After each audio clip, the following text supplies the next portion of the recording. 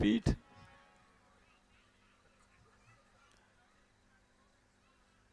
अब बताओ, आंख ने देखा, पैर गए तोड़ा, हाथ ने खाया, मुंह ने स्वाद लिया, जीभ ने रखा पेट ने, और पिटी पीठ। तो दूसरा जो साथ में था उसने, महाराज ये तो बड़ा गलत बात है। और करे अपराध को और पाप फल भोग, कोई करे और भरे कोई, ये तो बड़ा गलत होता है। और आप कहते हैं भगवान करता है, वो अच्छा करता है।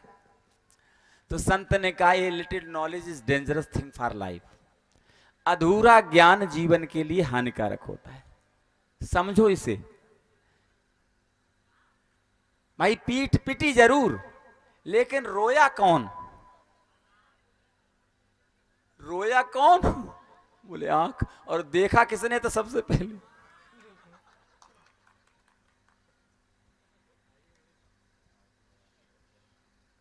तो जिसने किया उसी ने भरा प्यारे, दूसरे को नहीं मिल सकता, ये ध्यान रखना। को उनको सुख दुख कर दाता, को उनको सुख दुख कर दाता, को उनको सुख दुख कर दाता, निज कृत कर्म भोग सब भ्राता, निज कृत कर्म भोग सब भ्राता, निज कृत कर्म भोग सब भ्राता, निज कृत कर्म भोग सब। कोई दूसरा कारण नहीं है, ध्यान रखना। तो गोकर्ण ने कहा ठीक है, फिर करेंगे कुछ। तो गोकर्ण ने महाराज जब नहीं कोई समझ में आई बात, तो सूर्य की गति को रोक दिया। सूर्य की गति को रोक दिया जब, तो आकाशवाणी हुई और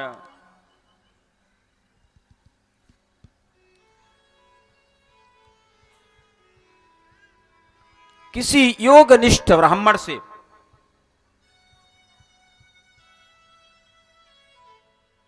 श्रीमद् भागवत सत्कर्म करने की बात कही।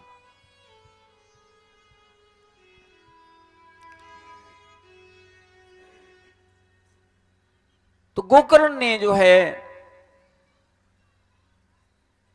श्रीमद् भागवत कथा ज्ञान यज्ञ का आयोजन करा और एक वैष्णव ब्राह्मण को उसका मुख्य श्रोता बनाया। सूर्य महाराज के कहने के अनुसार आयोजन की विधि को किया। 7 गांठ का एक बांस गाड़ा गया। ये 7 गांठ का बांस क्यों गाड़ा जाता है?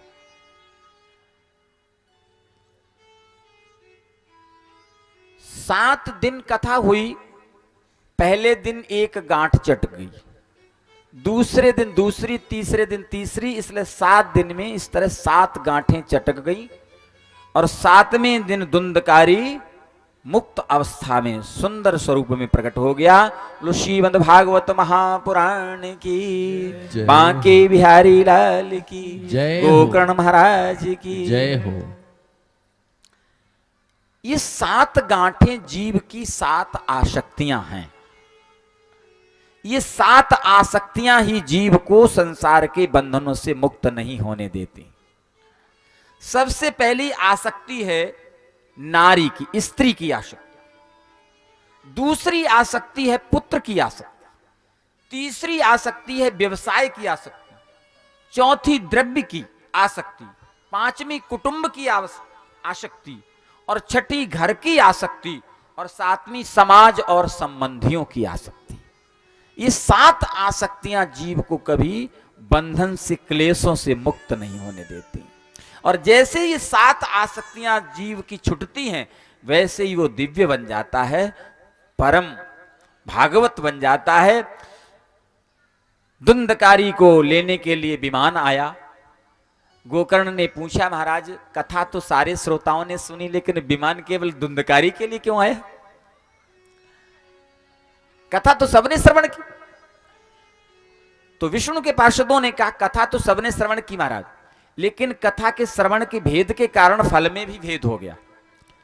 ये बैठे तो यहां रहे, लेकिन इनका मन कथा में नहीं रहा।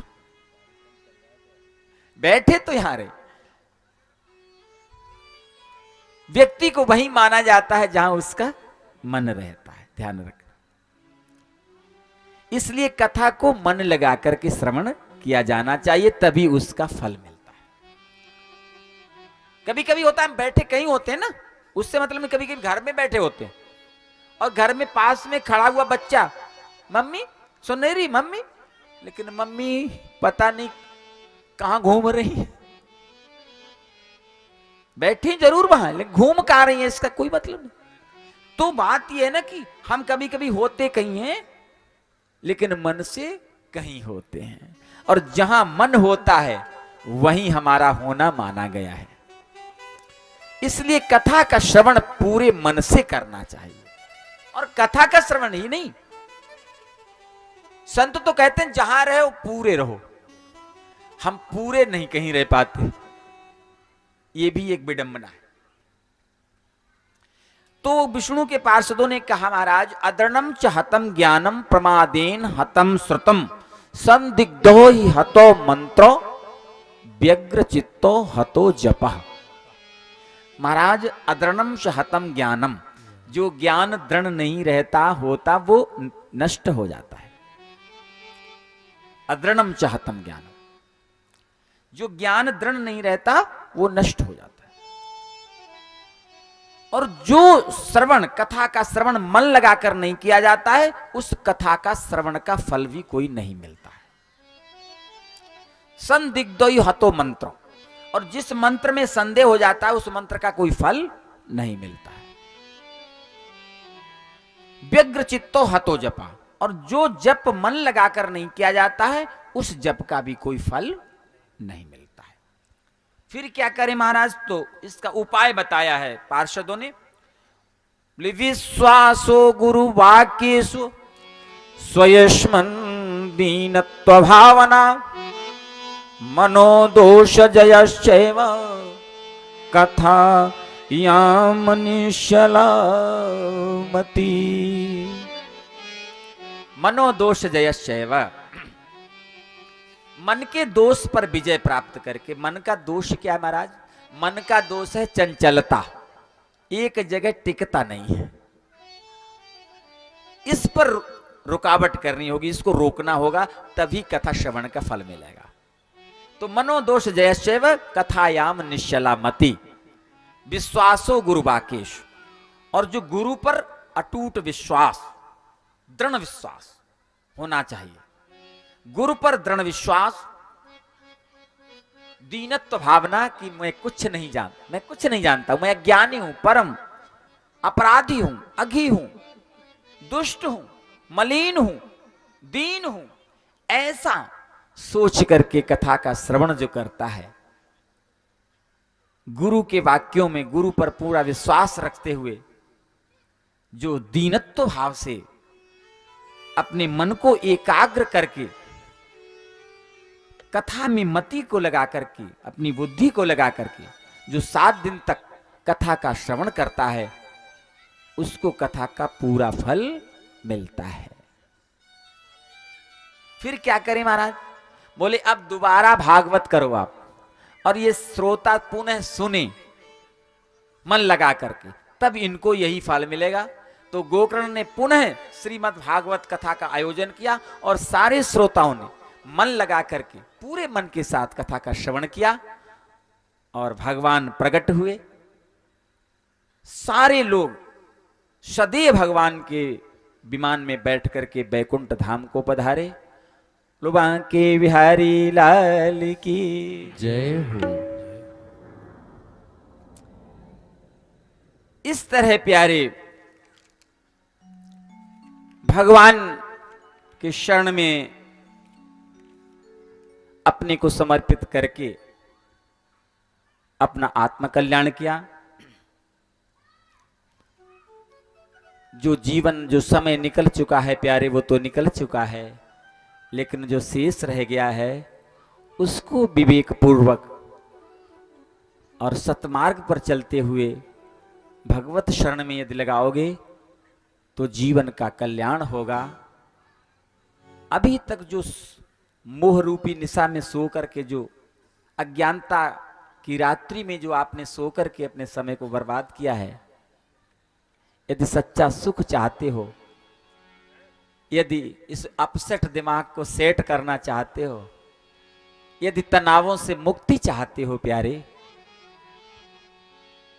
यदि आत्म शांति चाहते हो, तो मेरे शांति धाम से लगना पड़ेगा, मेरे शांति धाम से जुड़ना पड़ेगा, मेरे ठाकुर से जुड़ना पड़ेगा।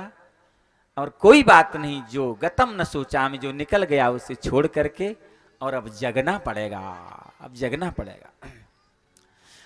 राही जागो हुआ अब सवेरा, राही जागो हुआ अब सवेरा, पूरी रजनी तो सो ही चुके हो, राही जागो हुआ अब सवेरा।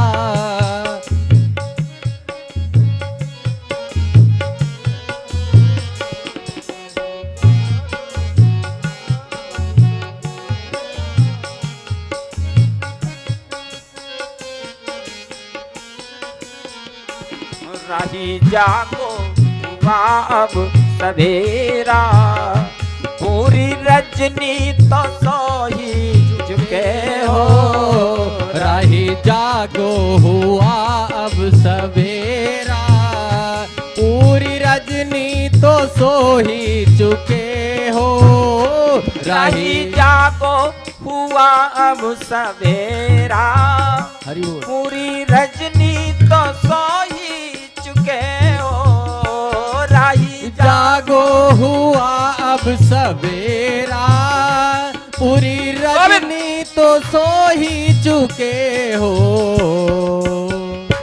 अपने जीवन की अनमोल श्वास, अपने जीवन की अनमोल श्वासें व्यर्थ विषयों में खोई चुके हो, अपने जीवन की अनमोल सांसें व्यर्थ विषयों में खोई चुके हो, अपने जीवन की अनमोल सांसें।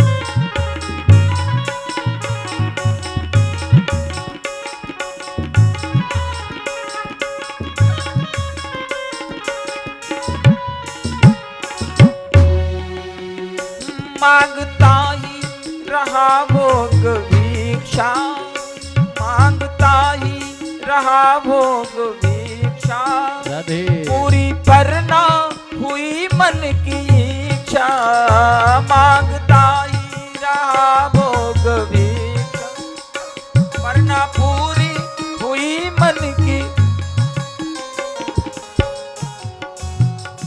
भूल कर संत सद्गुरु की शिक्षा, भूल कर संत सतगुरु की शिक्षा, सैकड़ों बार रो ही चुके हो, ही जागो हुआ अब सवेरा, पूरी रजनी तो सो ही चुके हो, वही जागो हुआ अब सवेरा।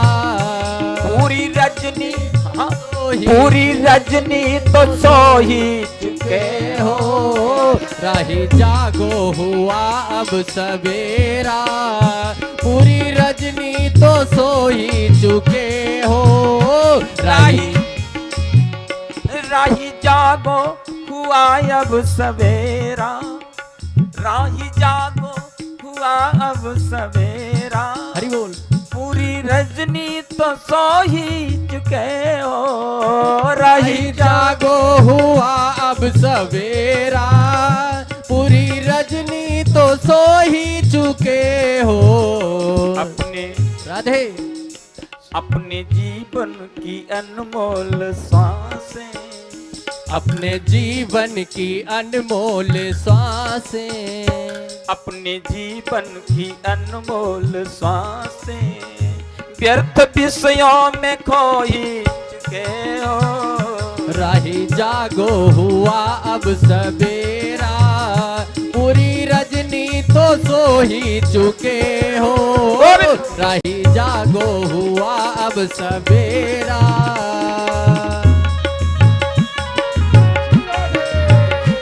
जय जय।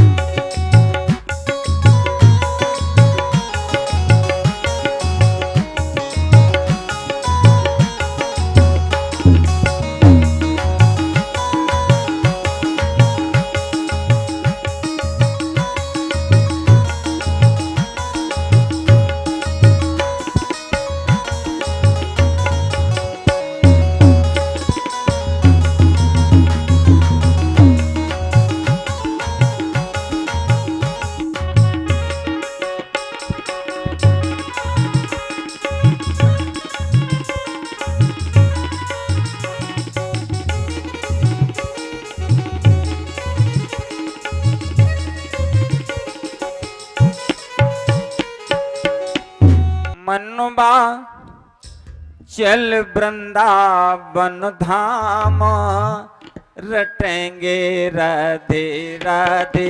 मनवा चल वृंदावन धाम, रटेंगे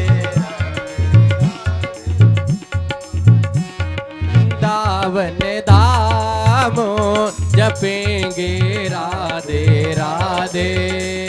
रटेंगे राधे राधे राधे जपेंगे राधे राधे, जपेंगे राधे राधे, रटेंगे राधे राधे। मनवा चल वृंदावन धाम, जपेंगे राधे राधे। मनवा चल वृंदावन धाम, जपेंगे राधे राधे।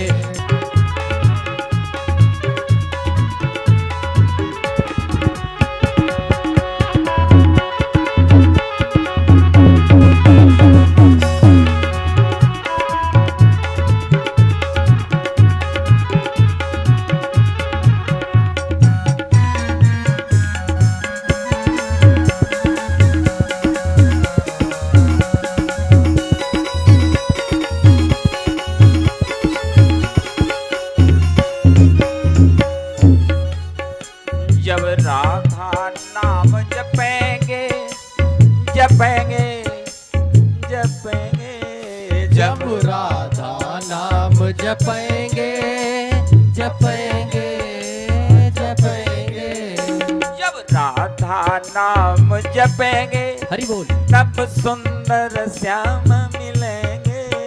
जब राधा नाम जपेंगे तब सुंदर श्याम मिलेंगे। जब राधा नाम जपेंगे राधे तब सुंदर श्याम मिलेंगे। जब राधा नाम जपेंगे तब सुंदर श्याम मिलेंगे। लेंगे हरि बोल। लेंगे कीर्तों को थाम, देंगे राधे राधे। वृंदावन धाम जपेंगे राधे राधे मनवा चल वृंदावन धाम जपेंगे राधे राधे चल वृंदावन धाम जपेंगे राधे श्री राधे।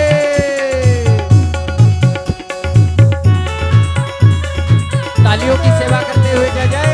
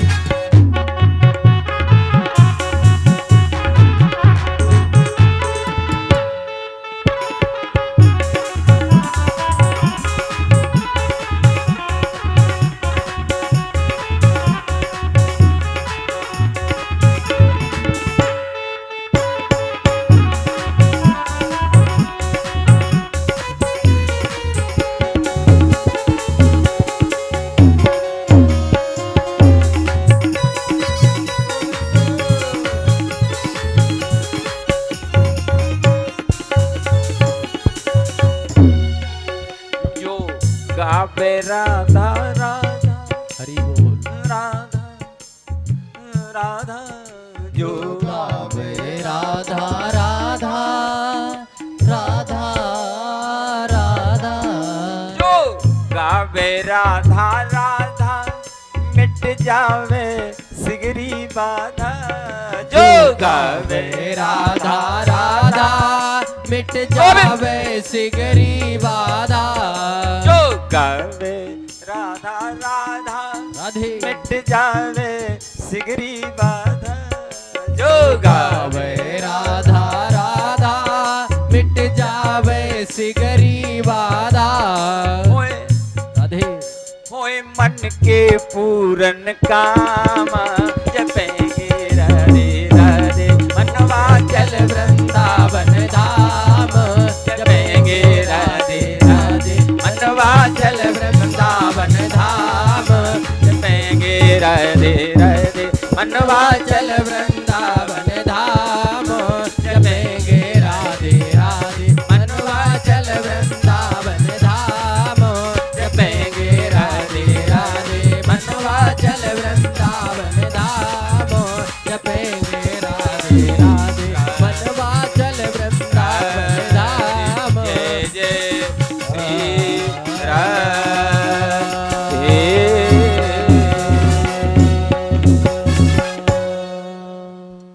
भगवत भक्तों, कल के प्रसंग में जैसा कि आपने श्रवण किया, धुंधकारी अपने कर्मों से महा पिशाच बन गया।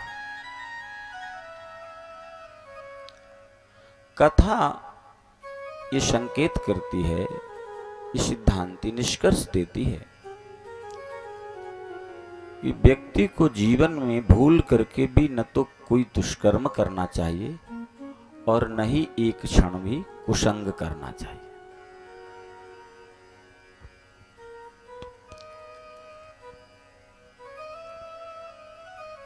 जैसे एक छोटी चिनगारी आग का रूप धारण कर समस्त घर को जलाकर के राख कर देती है, ऐसे ही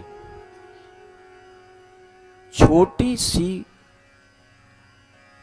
छोटा सा एक क्षण का कुसंग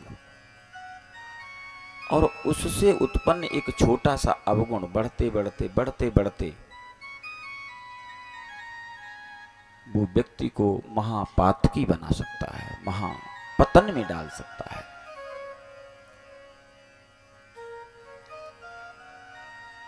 गोस्वामी जी तो यहां तक लिखते हैं कि यदि एक क्षण का नरक हमें देने के लिए कहे परमात्मा और एक क्षण का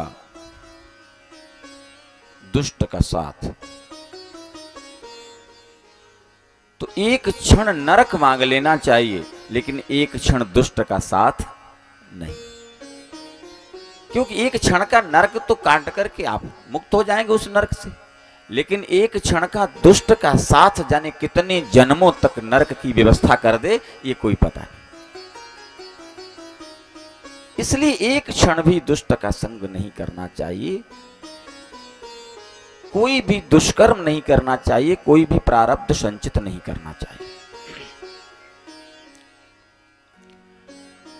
व्यक्ति को किए हुए प्रारब्ध का फल भले ही इस जन्म में न मिले, लेकिन उसके अगले जन्म में, उसके अगले जन्म में कभी न कभी उसे अपना प्रारब्ध अवश्य भुगतना पड़ता है।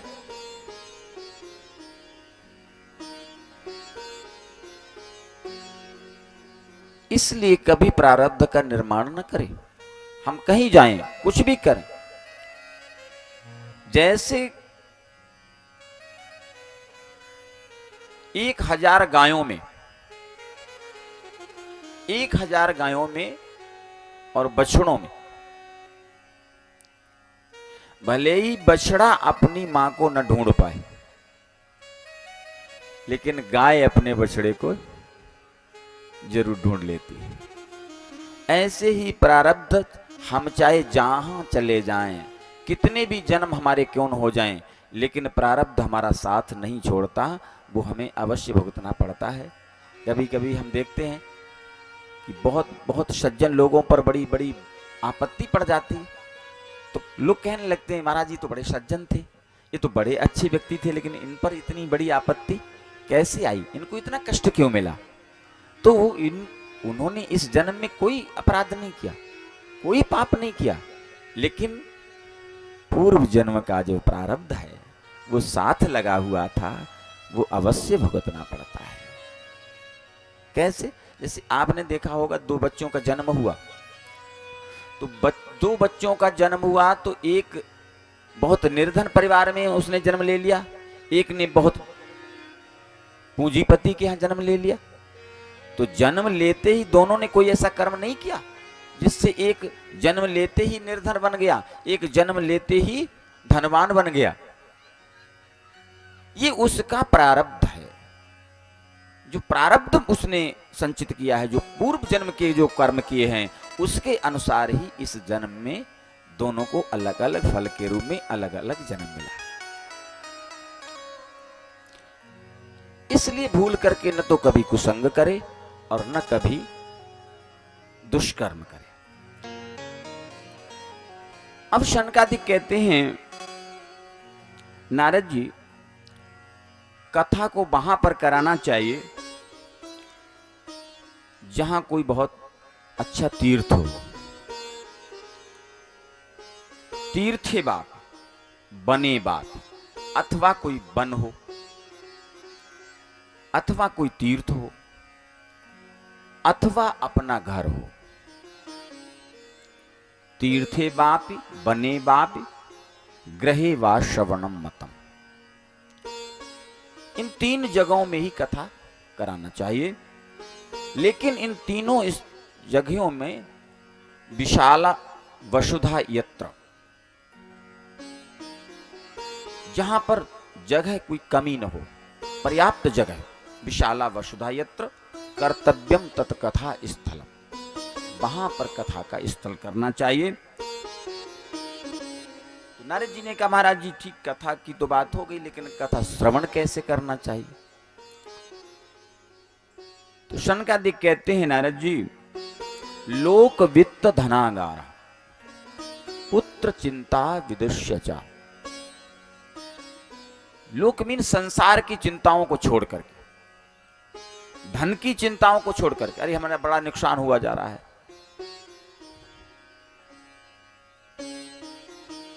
मैंने कल बताया ना था कि व्यक्ति को सबके लिए समय है, सबके लिए समय है, लेकिन केवल यदि समय नहीं है तो परमात्मा के लिए नहीं है, भगवान के लिए नहीं है। जिसने सब कुछ दिया है उसी के लिए समय नहीं है, तो फिर वो हंसता है ठाकुर हमारा, कहता है देखो हमने हमने ही इसे शरीर दिया, हमने ही इसे सब कुछ दिया, हमने ही सारे संसाधन उपलब्ध कराए, और इसके पास हमारे लिए समय नहीं है, तो फिर वो ऐसा समय निकलवाता है प्यारे कि फिर समय भी निकलता है, धन भी निकलता है, सब कुछ निकल करके सामने आ जाता है। क्योंकि जब कोई घर में बीमार पड़ता ना और ज्यादा गंभीर पोजीशन होती है तो डॉक्टर के पास जाते हैं और कहते हैं बस महाराज बचा लो, किसी तरह बचा लो, पैसे की चिंता मत करना, आप पैसे की चिंता मत कर, बस बचा लो। फिर समय भी और धन भी सब जाता है, कुछ नहीं रुक पाता। ये तभी तक रुकेगा जब तक परमात्मा की कृपा है, उसकी इच्छा है प्यारे। इसलिए संसार की चिंता को छोड़कर, धन की चिंता को छोड़कर, पुत्र परिवार की चिंताओं को छोड़कर के कथा का श्रवण करना चाहिए। कथा चित्त शुद्ध मति, शुद्ध मति से कथा, शुद्ध हृदय से, पवित्र हृदय से कथा का श्रवण करना चाहिए। स लभेत फलमोत्तमम, वही इस कथा का, उसे ही इस कथा का फल प्राप्त होता है, वही इस कथा का फल पाता है। और इस कथा के द्वारा व्यक्ति को सब कुछ प्राप्त हो सकता है। कोई ऐसी वस्तु नहीं जो मिल न सके। ऐसा नहीं है कि कथा श्रवण करने से मात्र आत्म कल्याण ही होता हो। कथा श्रवण करने से जीवन बदलता है, दिशा बदलती है जीवन की, दशा बदलती है जीवन की, और जो भी आपकी मनोकामनाएं हैं वो भी सारी की सारी पूरी होती हैं। चारों पुरुषार्थों को परमात्मा प्रदान करता है, धर्म अर्थ काम मोक्ष, चारों कथा से प्राप्त होती हैं। ऐसा शनकादिक कहते हैं। उसके बाद मंगलाचरण करते हैं।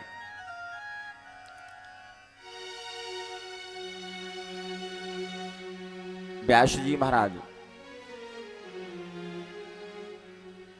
मंगलाचरण, मंगल है जिसका आचरण, जिसका आचरण मंगलमय है, ऐसे का ही मंगलाचरण होता है, उसका ही अनुसरण करते हैं लोग।